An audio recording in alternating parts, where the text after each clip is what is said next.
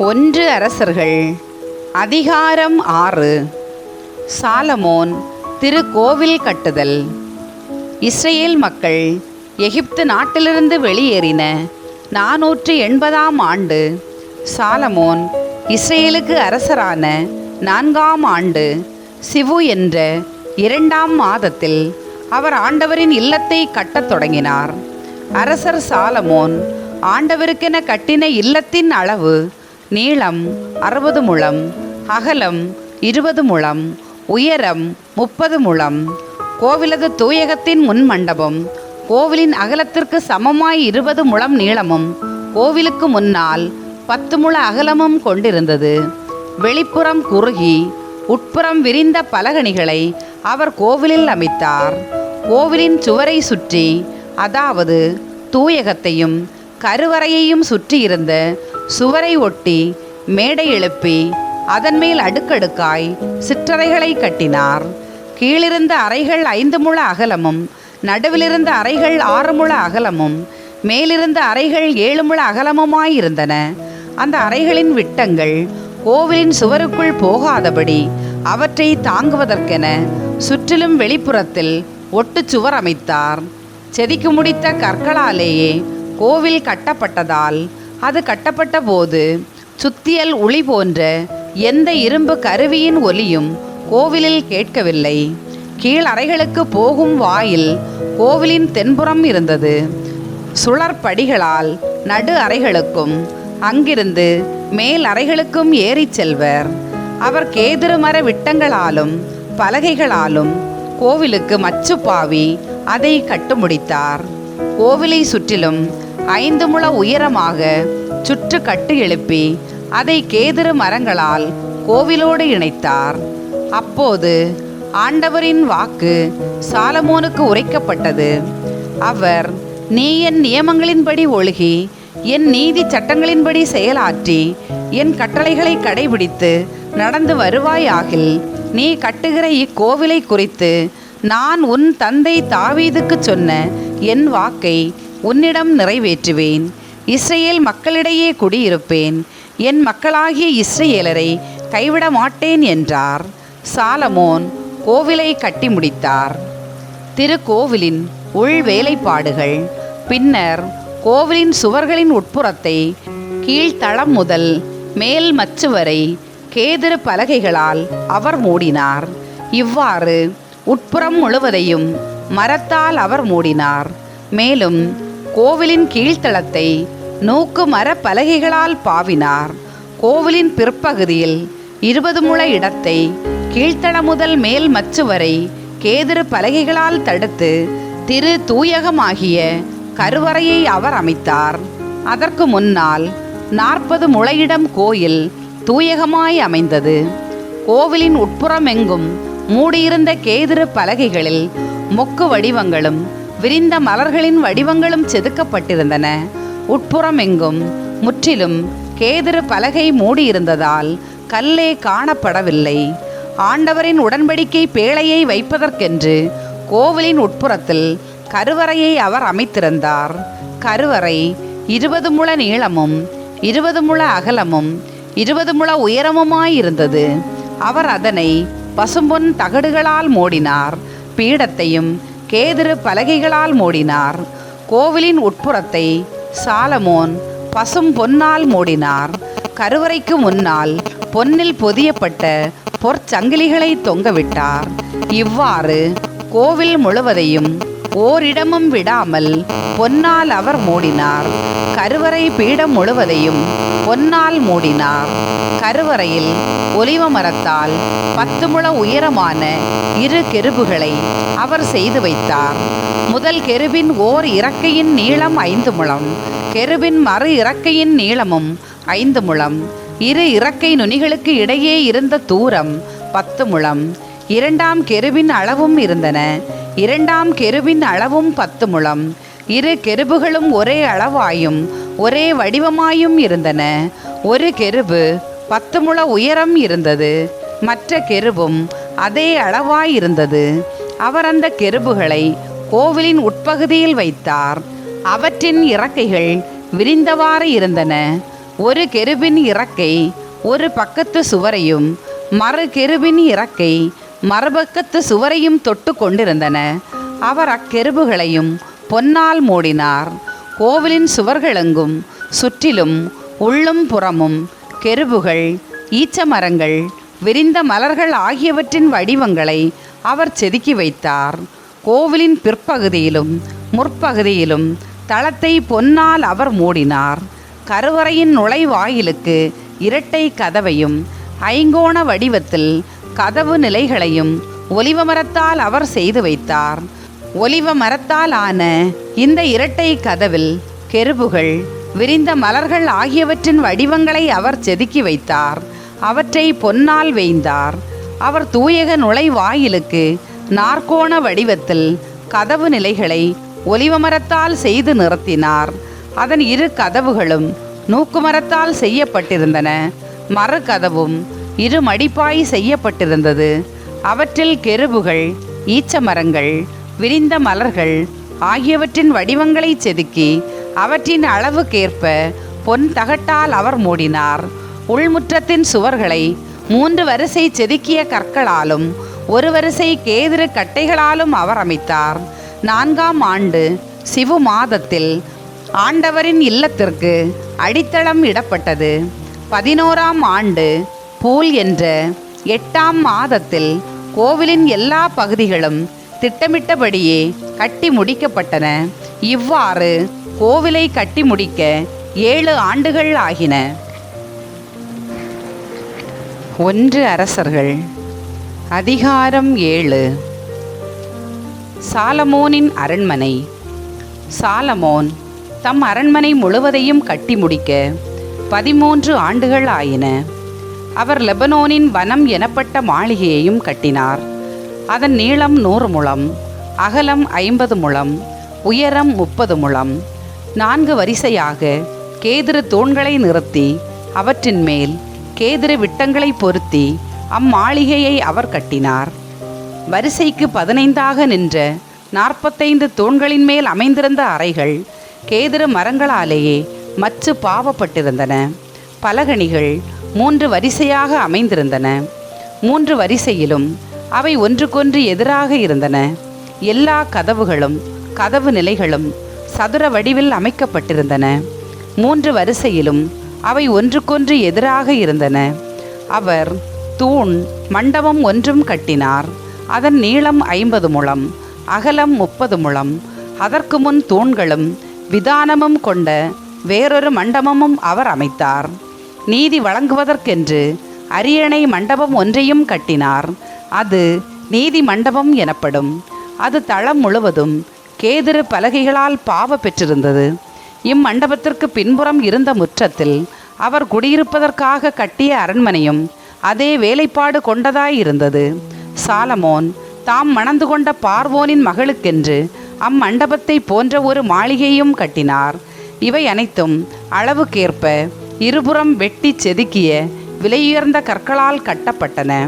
அடித்தளம் முதல் கூரை வரை, வெளிச்சுற்று முதல் பெருமுற்றம் வரை இவ்வாறே செய்யப்பட்டன.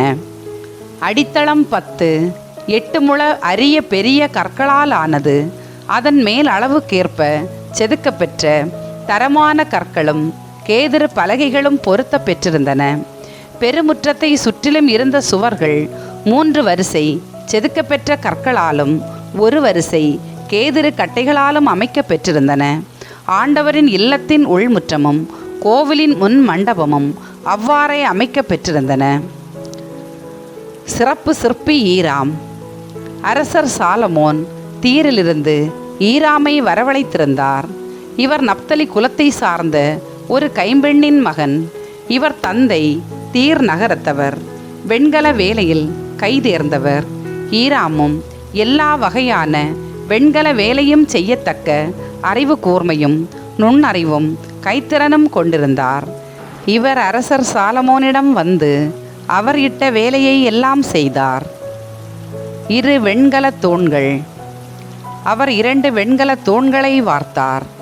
ஒவ்வொன்றின் உயரம் 18 முழம், சுற்றளவு 12 முழம். வெண்கல கன அளவு 4 விரற்கடை. அத்தூண்களின் உச்சியில் வைப்பதற்கென்று வெண்கலத்தால் 2 போதிகைகள் வார்த்தார். ஒவ்வொன்றின் உயரம் 5 முழம். அவர் அவ்விரு தூண்களின் மேல் இருந்த போதிகைகளுக்கென வலை பின்னல்களும் சங்கிலி தொங்கல்களும் 7 செய்தார். மேலும் அவர் 2 வரிசை மாதுளம் பழ வடிவங்கள் செய்து அவற்றை தூணின் உச்சியில் உள்ள போதிகையை சுற்றிலும் வலை பின்னலின் மேல் 2 வரிசையாக அமைத்தார். மற்றதற்கும் அவ்வாறே செய்தார். முன் மண்டப தூண்களின் உச்சியில் இருந்த போதிகைகள் அல்லிமலர் வடிவாயிருந்தன. அவற்றின் உயரம் 4 முழம்.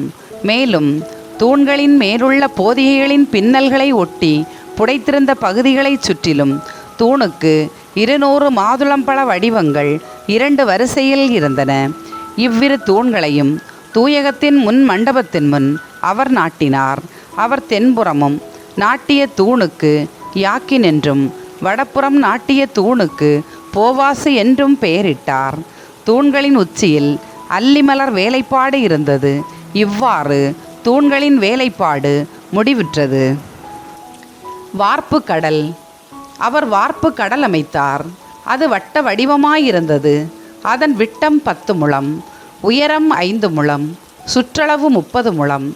அதன் விளிம்பைச் சுற்றிலும் கீழே முழத்திற்கு 10ஆக மொக்கு வடிவங்கள் செய்யப்பட்டிருந்தன. 2 வரிசையில் இருந்த மொக்குகளும் அந்த வார்ப்பு கடலோடு ஒன்றாய் வார்க்கப்பட்டிருந்தன. அது 12 காளை வடிவங்களின் மேல் வைக்கப்பட்டிருந்தது. அவற்றுள் 3 வடக்கையும் 3 மேற்கையும் 3 தெற்கையும் 3 கிழக்கையும் நோக்கி இருந்தன. அவற்றின் மேல் வார்ப்பு கடல் வைக்கப்பட்டிருந்தது. அவற்றின் பின்புறங்கள் உள்நோக்கி இருந்தன. வார்ப்பு கடலின் கன அளவு 4 விரற்கடை. அதன் விளிம்பு பானையின் விளிம்பைப் போலவும் அல்லி மலரைப் போலவும் விரிந்து இருந்தது. அது 2000 குடம் தண்ணீர் கொள்ளும். வெண்கல தள்ளுவண்டிகள். மேலும் அவர் 10 வெண்கல தள்ளுவண்டிகளை செய்தார். ஒவ்வொரு வண்டியும் 4 முழ நீளமும் 4 முழ அகலமும் 3 முழ உயரமும் கொண்டது. வண்டிகளின் அமைப்பு பின்வருமாறு.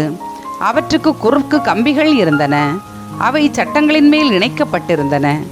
சட்டங்களில் இணைக்கப் பெற்றிருந்த கம்பிகளின் மேல் சிங்கங்கள், காளைகள், கெருபுகள் ஆகியவை அமைக்கப்பட்டிருந்தன.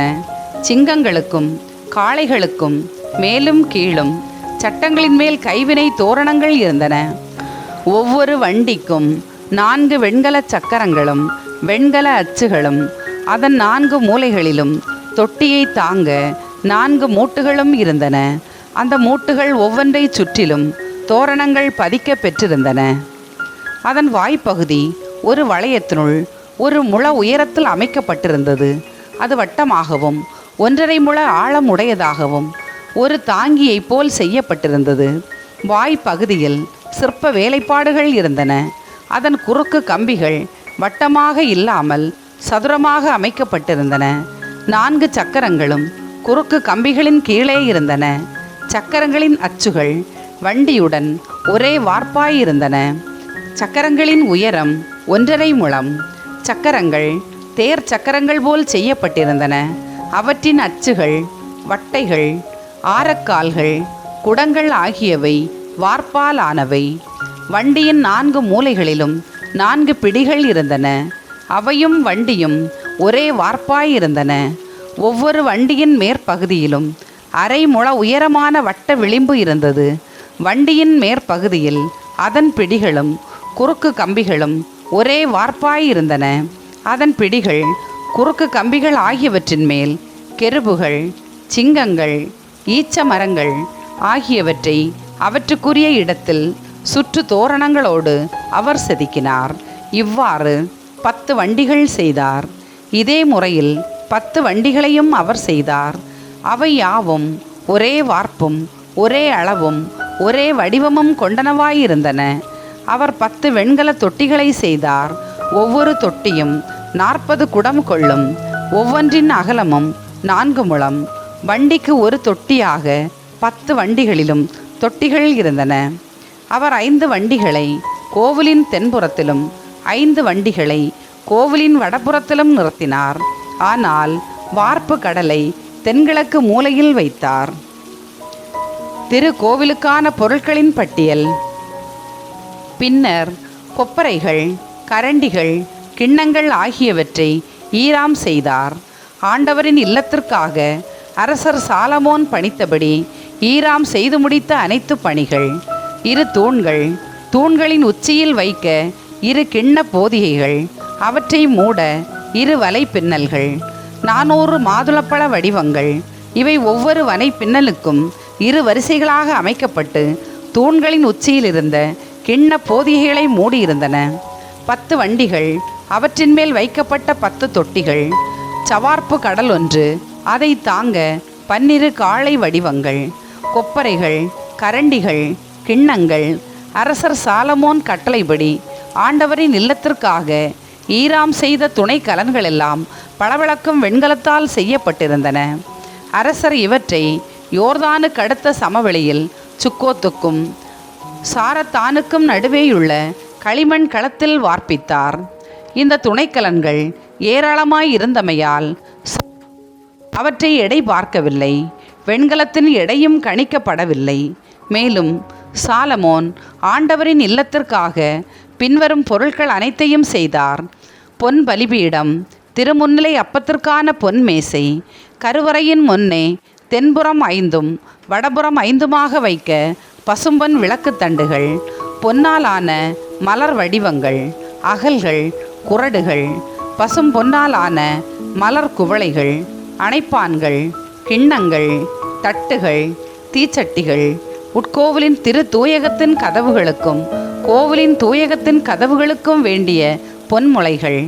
இவ்வாறு அரசர் சாலமோன் ஆண்டவரின் இல்லத்திற்காக செய்த பணிகள் அனைத்தும் முடிவடைந்தன. மேலும் சாலமோன் தம் தந்தை தாவீது அர்ப்பணித்திருந்த வெள்ளி, பொன், துணைக்கலன்கள் ஆகியவற்றை கொண்டு வந்து ஆண்டவரின் இல்லத்து கருவூலத்தில் வைத்தார். 1 அரசர்கள் அதிகாரம் 8. உடன்படிக்கை பேழை திருக்கோவிலுக்கு கொண்டு வரப்படல். பின்னர் சாலமோன் ஆண்டவரின் உடன்படிக்கை பேழையை தாவீதின் நகர் சீயோன் என்று கொண்டு வர விரும்பினார். அதற்காக அவர் இஸ்ரேலின் பெரியோரையும் எல்லா குலத்தவர்களையும் இஸ்ரேல் மக்களின் மூதாதையர் வீட்டு தலைவர்களையும் எருசலேமிற்கு தம்மிடம் வரும்படி அழைத்தார். அதற்கிணங்க அவர்கள் அனைவரும் 7ஆம் மாதமாகிய ஏத்தானிம் மாதத்தின் பண்டிகையின் போது அரசர் சாலமோன் முன் கூடினர். இஸ்ரேலின் பெரியோர் அனைவரும் வந்தனர். குருக்கள் பேழையை தூக்கி கொண்டனர். ஆண்டவரின் பேழை, சந்திப்பு கூடாரம், கூடாரத்தின் தூய கலன்கள் அனைத்தையும் குருக்களும் லேவியரும் சுமந்து சென்றனர். அரசர் சாலமோனும் அவரிடம் வந்து குழுமிய இஸ்ரேல் மக்கள் கூட்டமைப்பினர் அனைவரும் எண்ணவோ கணக்கிடவோ முடியாத அளவு திரளான ஆடுகளையும் மாடுகளையும் பேழைக்கு முன்னால் பலியிட்டனர். பின்னர் குருக்கள் ஆண்டவரின் உடன்படிக்கை பேழையை கோவில் கருவறை ஆகிய திரு தூயகத்தில் அதற்குரிய இடத்தில் கெருபுகளின் இறக்கைகளின் கீழே கொண்டு வந்து வைத்தனர். அக்கெருபுகள் பேழை இருக்கும் இடத்தில் தங்கள் 2 இறக்கைகளையும் விரித்து பேழையையும் அதன் தண்டுகளையும் மூடியவாறு இருந்தன. தண்டுகள் நீளமாய் இருந்ததால் அவற்றின் முனைகள் கருவறைக்கு முன்னுள்ள தூயகத்திலிருந்து காணக்கூடியவையாயிருந்தன. ஆனால் வெளியினின்று தெரியாது. இன்று வரை அந்த தண்டுகள் அங்கேதான் இருக்கின்றன. 2 கற்பலகைகளை தவிர வேறொன்றும் பேழைக்குள் இல்லை. இஸ்ரேல் மக்கள் எகிப்து நாட்டிலிருந்து வெளியேறிய பொழுது அவர்களோடு உடன்படிக்கை செய்து கொண்ட ஒரேபு மலையில் மோசே அதற்குள் வைத்தவை அவை. குருக்கள் தூயகத்தினின்று வெளியே வருகையில் ஒரு மேகம் ஆண்டவரின் இல்லத்தை நிரப்பிற்று. அம்மேகத்தின் பொருட்டு குருக்கள் திருப்பணிபுரிய அங்கு நிற்க இயலவில்லை. ஏனெனில் ஆண்டவரின் மாட்சி அவர் இல்லத்தை நிரப்பிற்று. அப்பொழுது சாலமோன், ஆண்டவரே, நீர் கரிய மேகத்தில் உறைவதாக கூறினீர். நீர் என்றென்றும் தங்கி வாழ உயர் இல்லம் ஒன்றை உமக்காக நான் கட்டியுள்ளேன் என்றார். சாலமோன் மக்களை நோக்கி கூறல். பின்னர் அரசர் மக்கள் பக்கம் திரும்பி இஸ்ரேல் சபையார் அனைவருக்கும் ஆசி வழங்கினார். அப்பொழுது இஸ்ரேல் சபையார் அனைவரும் நின்று கொண்டிருந்தனர். அப்போது அவர் உரைத்தது: இஸ்ரவேலின் கடவுளாகிய ஆண்டவர் போற்றி போற்றி. அவர் என் தந்தை தாவீதுக்கு வாயால் உரைத்ததை கையால் செய்து முடித்தார். என் மக்களாகிய இஸ்ரவேலை எகிப்திலிருந்து அழைத்து வந்த நாள் முதல் இன்று வரை என் பெயர் விளங்கும்படி ஒரு கோவிலை கட்டுவதற்காக இஸ்ரவேலின் அனைத்து குலங்களுக்கு சொந்தமான எந்த நகரையும் நான் தேர்ந்து கொள்ளவில்லை. ஆனால் தாவீதாகிய உன்னை என் மக்களாகிய இஸ்ரவேலை ஆளும்படி தேர்ந்து கொண்டேன். இஸ்ரவேலின் கடவுளாகிய ஆண்டவரின் பெயருக்கு கோவில் கட்ட வேண்டும் என்ற எண்ணம் என் தந்தை தாவீதின் உள்ளத்தில் இருந்தது. ஆயினும் ஆண்டவர் என் தந்தை தாவீதை நோக்கி, என் பெயருக்கு கோவில் கட்ட வேண்டும் என்ற எண்ணம் உன் உள்ளத்தில் இருக்கிறது, அது நல்லதுதான். ஆயினும் நீ அக்கோவிலை கட்டப் போவதில்லை. உனக்கு பிறக்கும் உன் மகனே என் பெயருக்கு அக்கோவிலை கட்டுவான் என்றார். இவ்வாறு ஆண்டவர் தாம் உரைத்த வாக்கை இப்போது நிறைவேற்றியுள்ளார். ஆண்டவர் சொன்னபடியே நான் என் தந்தை தாவீதின் இடத்திற்கு உயர்ந்து இஸ்ரவேலின் அரியணையில் அமர்ந்துள்ளேன். மேலும் இஸ்ரவேலின் கடவுளாகிய ஆண்டவரின் பெயருக்கு இந்த கோவிலையும் கட்டியுள்ளேன். இதனுள் ஆண்டவர் நம் மூதாதையரை எகிப்து நாட்டிலிருந்து அழைத்து வந்தபோது அவர்களோடு செய்து கொண்ட உடன்படிக்கையை வைக்க ஒரு தனி இடத்தையும் ஏற்பாடு செய்துள்ளேன். சாலமோனின் மன்றாட்டு. பின்னர் சாலமோன் ஆண்டவரின் பலிபீடத்தை நோக்கி நின்று கொண்டு இஸ்ரவேல் சபையார் அனைவர் முன்னிலையில் வானத்திற்கு நேரே தம் கைகளை உயர்த்தி அவர் மன்றாடியது: இஸ்ரவேலின் கடவுளாகிய ஆண்டவரே, மேலே விண்ணிலும் கீழே மண்ணிலும் உம்மை போன்ற வேறு கடவுள் யாரும் இல்லை. உமது முன்னிலையில் முழு உள்ளத்தோடு உமக்கு கீழ்ப்படிந்தும் நடக்கும் உம்முடைய அடியார்க்கு உமது உடன்படிக்கையின்படி தவறாது பேரன்பு காட்டி வருகிறீர். நீரும் அடியானாகிய என் தந்தை தாவீதுக்கு உரைத்ததை நிறைவேற்றினீர். அன்றும் வாயால் உரைத்ததை இன்று கையால் செய்து முடித்தீர்.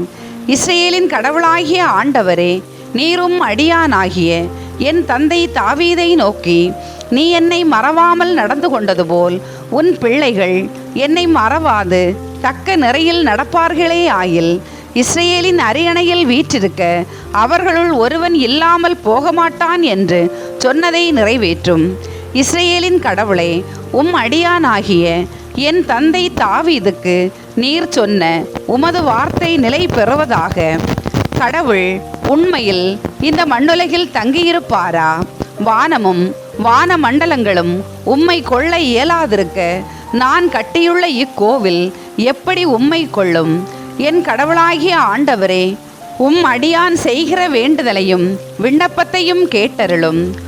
அடியான் இன்று முன்னிலையில் எழுக்கும் கூக்குரலுக்கும் செய்யும் வேண்டுதலுக்கும் செவி சாய்த்தருளும். என் பெயர் இவ்விடத்தில் விளங்கும் என்று இக்கோவிலை பற்றி நீர் சொல்லி இருக்கிறீர். இவ்விடத்தில் அடியான் செய்யும் வேண்டுதலை கேட்டருள்வதற்காக இரவும் பகலும் உமது கண்கள் இதனை நோக்கி இருப்பனவாக. அடியானின் விண்ணப்பத்திற்கும் இவ்விடத்தை நோக்கி செய்கிற மக்கள் இஸ்ரேலர் வேண்டுதலுக்கும் செவி சாய்ப்பீராக. உமது உறைவிடமாகிய விண்ணகத்திலிருந்து கேட்டு அருள்வீராக. கேட்டு மன்னிப்பு அருள்வீராக. ஒருவர் தமக்கு அடுத்திருப்பவருக்கு எதிராக பாவம் செய்ததாக குற்றம் சாட்டப்பட்டு இந்த கோவிலில் உமது பீடத்தின் முன் ஆணையிடுமாறு கொண்டு வரப்பட்டால் விண்ணிலிருந்து நீர் அதை கேட்டு செயல்பட்டு உமது அடியாருக்கு தீர்ப்பு வழங்குவீராக. தீயவரை தீயவராக கணித்து அதற்குரிய பழியை அவர் தலைமையில் சுமத்துவீராக. நேர்மையானவருக்கு அவரது நேர்மைக்கு தக்கவாறு அவர் நேர்மையாளர் என தீர்ப்பளிப்பீராக. மக்களாகிய இஸ்ரவேலர் உமக்கு எதிராக பாவம் செய்ததனால் எதிரியிடம் தோல்வியுற்று பின் உம்மிடம் திரும்பி வந்து திருப்பெயரை ஏற்றுக்கொண்டு இக்கோவிலில் உம்மை நோக்கி வேண்டுதலையும் விண்ணப்பத்தையும் செய்தால் விண்ணிலிருந்து நீர் அவர்களுக்கு செவிசாய்த்து மக்களாகிய இஸ்ரேலரின் பாவத்தை மன்னித்து அவர்களின் மூதாதையர்க்கென நீர் அளித்த நாட்டுக்கு அவர்களை திரும்பி வர செய்வீராக. அவர்கள் உமக்கு எதிராக பாவம் செய்ததனால் வானம் அடைபட்டு மழை பெய்யாதிருக்கும் போது அவர்கள் இவ்விடத்தை நோக்கி வேண்டுதல் செய்து பெயரை ஏற்றுக்கொண்டு நீர் அனுப்பும் துன்பத்தினால் பாவம் செய்வதிலிருந்து மனம் மாறினால் விண்ணிலிருந்து நீர் அவர்களுக்கு செவிசாய்த்து அடியாரும் மக்களாகிய இஸ்ரேலரும் செய்த பாவத்தை மன்னிப்பீராக. அவர்கள் நடக்க வேண்டிய நல்வழியை அவர்களுக்கு காட்டுவீராக. நீரும் மக்களுக்கு உரிமை சொத்தாக அளித்த நாட்டில் மழை பொழிய செய்வீராக. நாட்டில் பஞ்சம் கொள்ளை நோய் உண்டாகும் போதும் வறட்சி சாவு வெட்டுக்கிளி தத்துக்கிளி ஆகியவற்றால் பயிர் அழிவுறும் போதும் நாட்டின் எந்த நகரையாவது எதிரிகள் முற்றுகையிடும் போதும் கொள்ளை நோயோ வேறெந்த நோயோ வரும்போதும் மக்களாகிய இஸ்ரேலருள் யாராவது மனம் நொந்து இக்கோவிலை நோக்கி தம் கைகளை உயர்த்தி செய்யும் எல்லா வேண்டுதலுக்கும் விண்ணப்பத்திற்கும் உமது உறைவிடமாகிய விண்ணிலிருந்து நீர் செவிசாய்த்து மன்னிப்பீராக. ஒவ்வொருவரின் உள்ளத்தையும் அறியும் நீர் அவரவர் செயல்களுக்கு ஏற்ற கைமாறு அளிப்பீராக. ஏனெனில் நீர் ஒருவரே எல்லா மானிடரின் உள்ளங்களையும் அறிபவர். இதனால் அவர்கள் தங்கள் மூதாதையருக்கு நீர் அளித்த நாட்டில் தம் வாழ்நாள் எல்லாம் உமக்கு அஞ்சி நடப்பார்கள். இஸ்ரேல் மக்களை சாராத அந்நியர் ஒருவர் உமது பெயரை முன்னிட்டு தொலை நாட்டிலிருந்து வந்து மாண்புமிக்க உமது பெயரையும் வலிமை வாய்ந்த உமது கையையும் ஆற்றல் மிகுந்த உமது புயத்தையும் பற்றி கேள்விப்பட்டு வந்து இந்த கோவிலை நோக்கி வேண்டுதல் செய்தால் உமது உறைவிடமாகிய விண்ணிலிருந்து நீர் அவருக்கு செவிசாய்த்து அந்த அந்நியர் கேட்பதை எல்லாம் அருள்வீராக. இதனால் உலகின் மக்கள் எல்லோரும் மக்களாகிய இஸ்ரேலரை போல் உமது பெயரை அறிந்து உமக்கு அஞ்சி வாழ்வார்கள். மேலும் நான் எழுப்பியுள்ள இக்கோவிலில் உமது பெயர் போற்றப்படுவதை உணர்வார்கள். மக்கள் தங்கள் பகைவர்களோடு போரிடச் செல்லும் பொழுது நீர் காட்டும் வழியில் அவர்கள் செல்கையில் நீர் தேர்ந்து கொண்ட இந்நகரையும் உமது பெயருக்கு நான் கட்டியுள்ள இக்கோவிலையும் நோக்கி ஆண்டவராகிய உம்மிடம் வேண்டினால் விண்ணிலிருந்து நீர் அவர்களுடைய வேண்டுதலுக்கும் விண்ணப்பத்திற்கும் செவிசாய்த்து அவர்களுக்கு நீதி வழங்குவீராக. அவர்கள் உமக்கு எதிராய் பாவம் செய்தால் பாவம் செய்யாத மனிதர் ஒருவரும் இல்லை.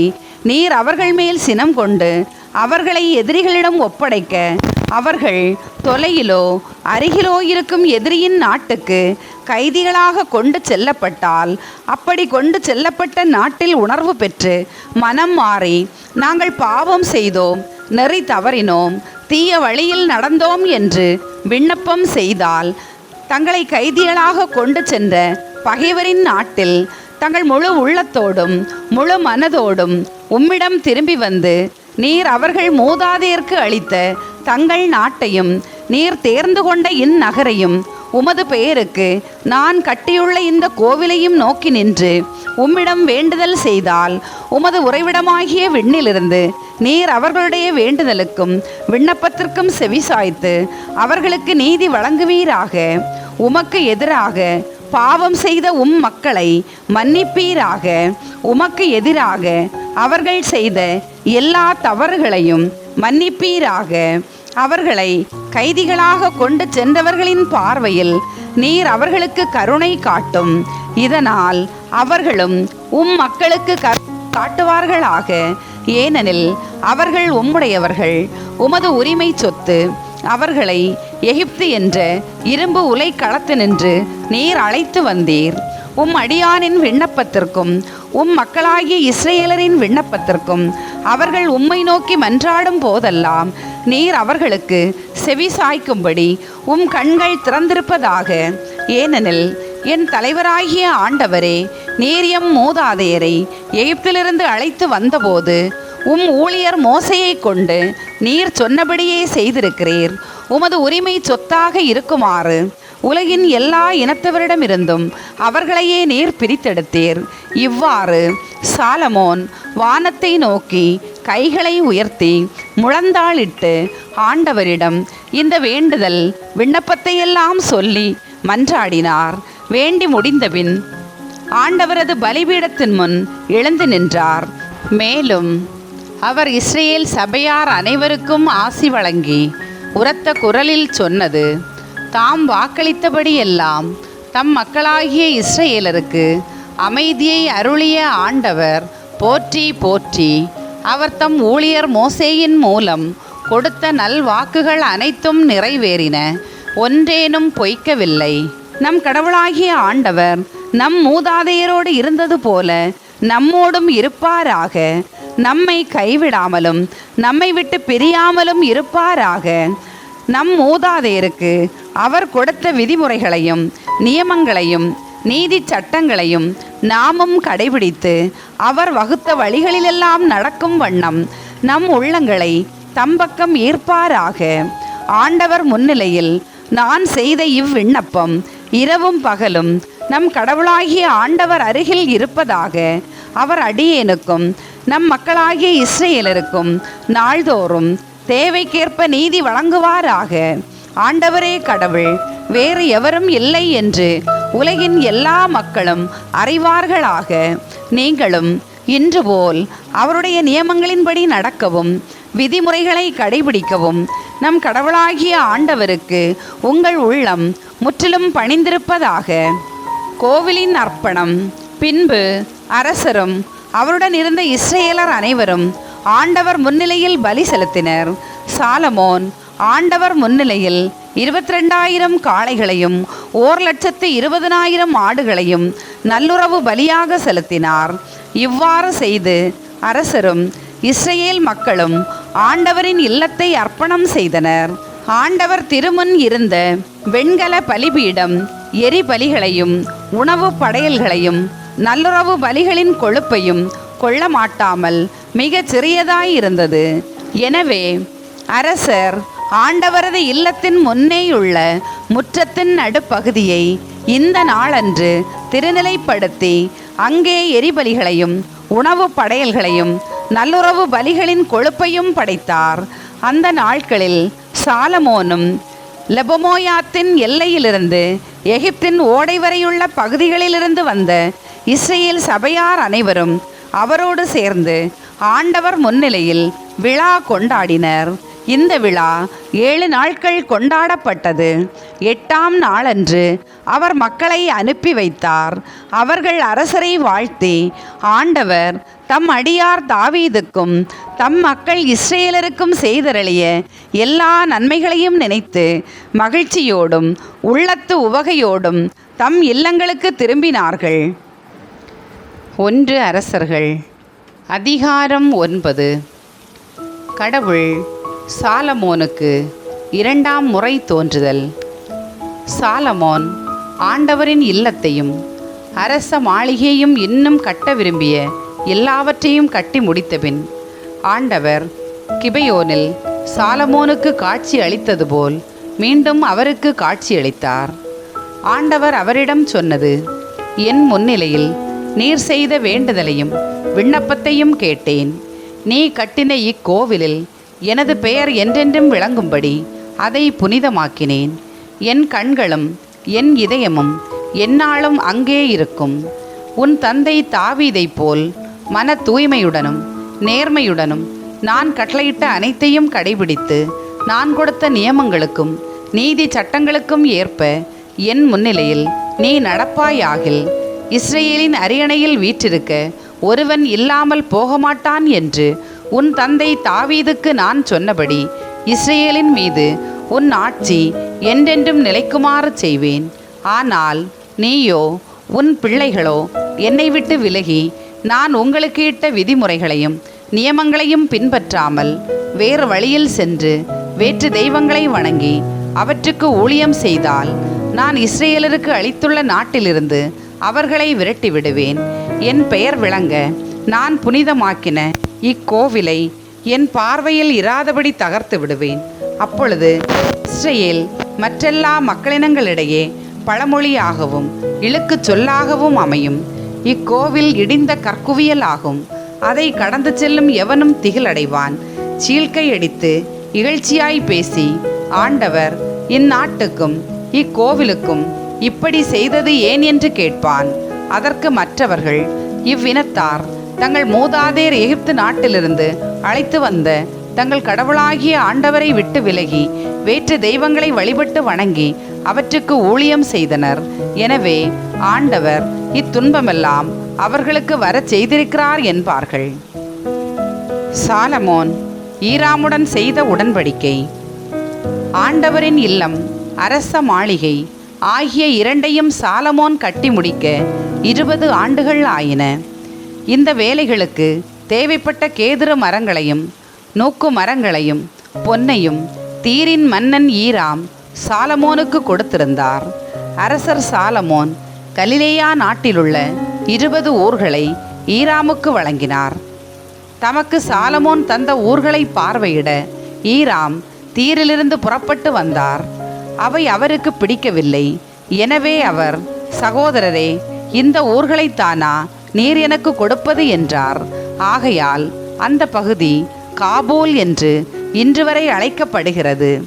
ஈராம் 4800 கிலோ பொன்னை அரசருக்கு அனுப்பியிருந்தார். சாலமோனின் ஏனைய பல அரிய செயல்கள்.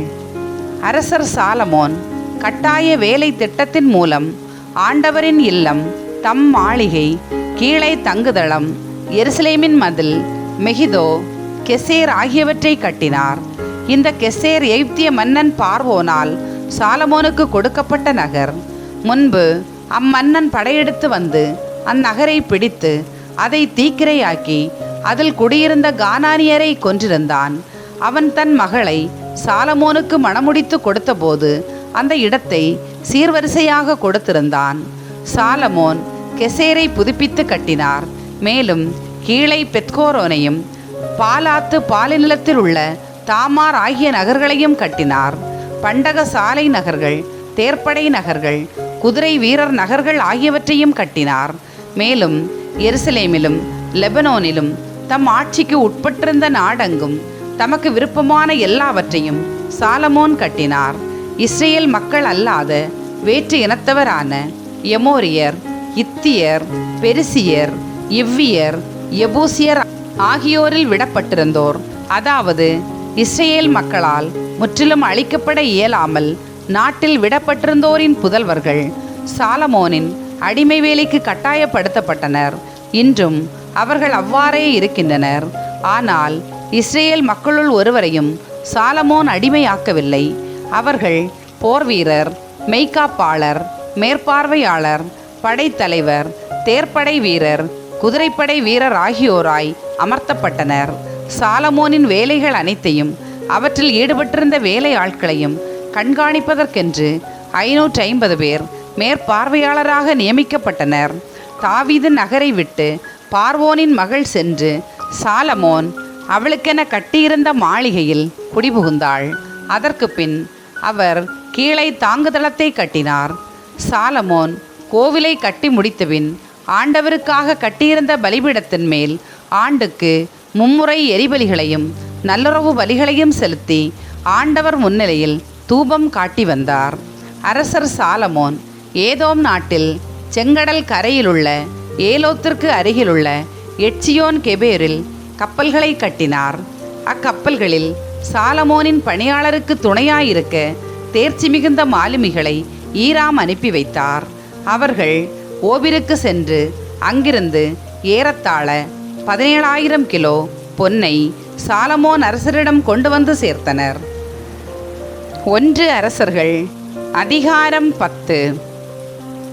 சேபா நாட்டு அரசியின் வருகை. ஆண்டவரின் பெயரை முன்னிட்டு சாலமோன் அடைந்திருந்த புகழை பற்றி சேபா நாட்டு அரசி கேள்வியுற்று கடினமான கேள்விகள் மூலம் அவரை சோதிக்க வந்தார். அவர் பரிவாரங்களோடும் நறுமணப் பொருள், மிகுதியான பொன், விலையுயர்ந்த கற்கள் ஆகியவற்றை சுமந்து வந்த ஒட்டகங்களோடும் எருசலேமுக்கு வந்து சேர்ந்தார். அவர் சாலமோனிடம் தம் மனதிலிருந்த கேள்விகள் அனைத்தையும் வெளிப்படுத்தினார். சாலமோன் அவருடைய கேள்விகளுக்கெல்லாம் விடை கூறினார். அவர் கேட்டவற்றுள் பதிலளிக்க இயலாதபடி எதுவும் அரசருக்கு புதிராக தோன்றவில்லை. சேபாவின் அரசி சாலமோனுக்கிருந்த பல்வகை ஞானம், அவர் கட்டியிருந்த அரண்மனை, அவர் உண்டு வந்த உணவு வகைகள், அவருடைய அலுவலரின் வரிசைகள், பணியாளர்களின் சுறுசுறுப்பு, அவர்களுடைய சீருடை, பானம் பரிமாறுவோரின் திறமை, ஆண்டவரின் இல்லத்தில் அவர் செலுத்திய எரிபலிகள் ஆகியவற்றை கண்டு பேச்சற்று போனார். அவர் அரசரை நோக்கி கூறியது, உம்முடைய செயல்களையும் ஞானத்தையும் பற்றி என் நாட்டில் நான் கேள்விப்பட்டது உண்மையே என தெரிகிறது. நான் இங்கு வந்து அவற்றை நேரில் காணும் வரை அச்செய்திகளை நம்பவில்லை. இப்பொழுதோ இங்குள்ளவற்றில் பாதியை கூட அவர்கள் எனக்கு சொல்லவில்லை என அறிகிறேன். உண்மையில் நான் கேள்விப்பட்டதை விட உம் ஞானமும் செல்வமும் மிகுதியாயிருக்கின்றன. உம்முடைய மனைவியர் நற்பேறு பெற்றோர். எப்போதும் உமக்கு பணிபுரிந்து உம்முடைய ஞானம் நிறைந்த மொழிகளை கேட்கும் உம்முடைய பணியாளரும் நற்பேறு பெற்றவரே. உம்மீது பரிவு கொண்டு உம்மை இஸ்ரேலின் அரியணையில் அமர்த்திய உம் கடவுளாகிய ஆண்டவர் போற்றி போற்றி.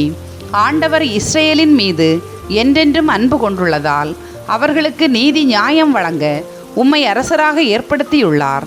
அவர் ஏறத்தாழ 4800 கிலோ பொன், ஏராளமான நறுமண பொருட்கள், விலையுயர்ந்த கற்கள் ஆகியவற்றை அரசருக்கு அளித்தார்.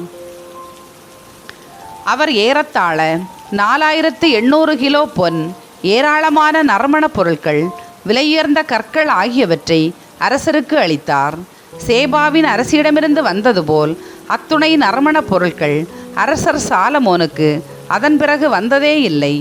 ஒபீரிலிருந்து பொன்னை கொணர்ந்த ஈராமின் கப்பல்கள் அங்கிருந்து வாசனை மரங்களையும் விலையுயர்ந்த கற்களையும் கொண்டு வந்தன.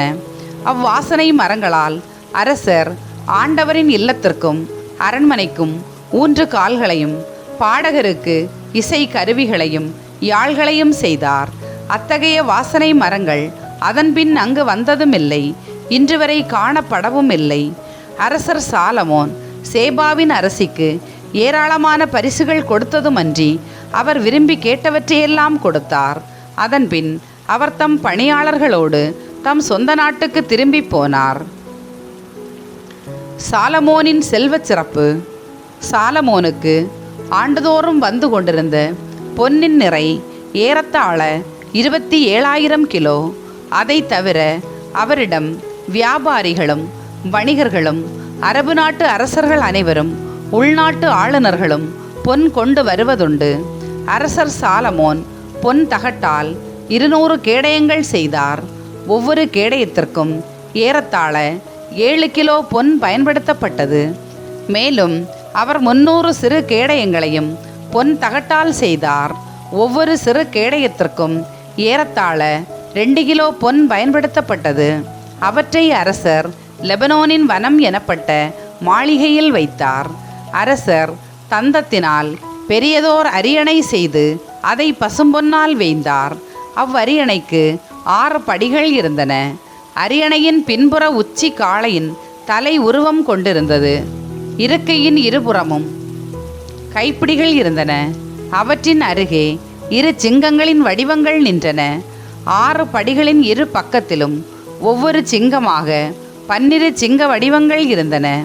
வேறெந்த அரசனுக்கும் இத்தகைய அரியணை இருந்ததில்லை. சாலமோன் அரசரின் பான பாத்திரங்கள் எல்லாம் தங்கத்தாலும் லெபனோனின் வனம் எனப்பட்ட மாளிகையின் கலன்கள் அனைத்தும் பசும் பொன்னாலும் ஆனவை. ஒன்றும் வெள்ளியினால் செய்யப்படவில்லை. சாலமோனின் காலத்தில் வெள்ளியை யாரும் உயர்வாக மதிக்கவில்லை. அரசரின் வணிக கப்பல்கள் ஈராமின் கப்பல்களோடு சென்று கடல் வாணிபம் செய்தன. வணிக கப்பல்கள் 3 ஆண்டுக்கு ஒரு முறை பொன், வெள்ளியையும் தந்தம், குரங்கு, மயில் ஆகியவற்றையும் கொண்டு வந்தன. உலகின் மன்னர் அனைவருள் சாலமோன் அரசரே செல்வத்திலும் ஞானத்திலும் மிக சிறந்து விளங்கினார். சாலமோனுக்கு ஆண்டவர் அருளியிருந்த ஞானத்தை நேரில் கேட்டறிய எல்லா நாட்டு மக்களும் அவரை நாடி வந்தனர். அவர்கள் ஒவ்வொருவரும் ஆண்டுதோறும் வெள்ளியாலும் பொன்னாலுமான பொருட்கள், பட்டாடைகள், படைக்கலன்கள், நறுமண பொருட்கள், குதிரைகள், கோவேறு கழுதைகள் ஆகியவற்றை அன்பளிப்பாக அரசருக்கு கொண்டு வந்தனர். சாலமோன் 1400 தேர்களும் 12,000 குதிரை வீரர்களும் கொண்ட படையொன்றை திரட்டினார். அதனை தேர்ப்படை நகர்களிலும் எருசலேமில் அரசருடனும் நிறுத்தி வைத்தார். அவருடைய ஆட்சியின் போது எருசலேமில் வெள்ளி கற்களைப் போலவும் கேதுரு மரங்கள் செப்பேலா சமவெளியின் காட்டத்தி போலவும் மிகுதியாயிருந்தன. சாலமோன் எகிப்திலிருந்தும் கேவேயிலிருந்தும் குதிரைகளை இறக்குமதி செய்தார். அரசரின் வணிகர் அவற்றை கேவேயிலிருந்து விலைக்கு வாங்கி வந்தனர். எகிப்திலிருந்து இறக்குமதி செய்யப்பட்ட ஒரு தேரின் விலை 600 வெள்ளிக்காசு, ஒரு குதிரையின் விலை 150 வெள்ளிக்காசு. இவ்வாறே அவர்கள் இத்தியரின் அனைத்து மன்னர்களுக்கும் சிரியாவின் மன்னர்களுக்கும் அவற்றை ஏற்றுமதி செய்தார்கள்.